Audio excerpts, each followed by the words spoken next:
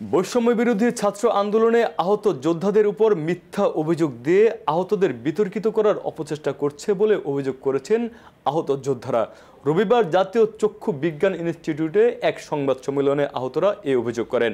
আহতরা বলেন, আহতদের সুচিকিৎসা ও পুনর্বাসন নিয়ে আলোচনার কথা বলে আহত ও নিহতদের পরিবারের সদস্যগণকে আমন্ত্রণ জানানো হয়, কিন্তু আহতদের নিয়ে কথা না বলে ফারুক হাসান বিতর্কিত রাজনৈতিক বক্তব্য রাখেন।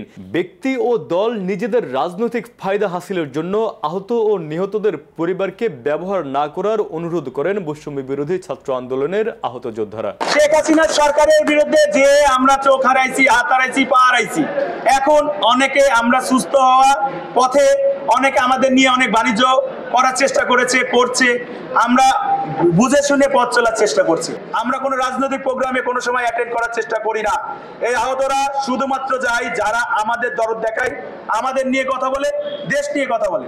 সেখানে যদি ফারুক ভাই ওই ধরনের কথাবার্তা বলার পরে ফারুক ভাইয়ের সাথে পেছনে কি কথাবার্তা হয় আমি পুরোপুরি দেখি নাই, তবে একজন একজন করে আহতরা তখন ওখানে আগাই যায়।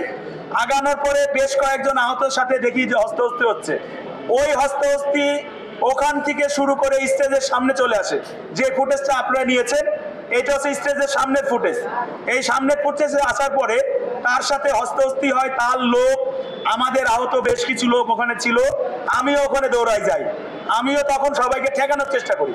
আপনারা খুব ভালো করে জানেন 10 জনকে ঠেকানো একজনের দ্বারাই সম্ভব না, কিন্তু আমার এই আহত ভাইরা আমাদের সাথে দীর্ঘদিন থাকতে থাকতে তাদের উপরে আমার একটা অধিকার চলে আসছে।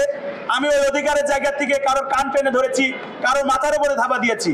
এই কথাগুলো যদি মিডিয়ার ফুটেজে নিয়ে তারা কেস করতে চায়, আমাদেরকে আহত বা হামলাকারী বানায়, এইটা তারা ভুল করেছে। আমি তাদের প্রতি কোনো রাগ বা ক্ষোভ নিয়ে কথা বলছি না। আরো ভুল করেছে, আমাদেরকে পরিচয় না নিয়ে মিডিয়ার সামনে বিভিন্ন রকম ভাবে আমাদেরকে অনেক রকম উদ্দেশ্যমূলক কথা বলেছে, যে কথাগুলো আপনারা জানেন, আমি আমার মুখ থেকে বের করতে চাচ্ছি না। এখান থেকে আমি তাদেরকে একটা মেসেজ দিতে চাই।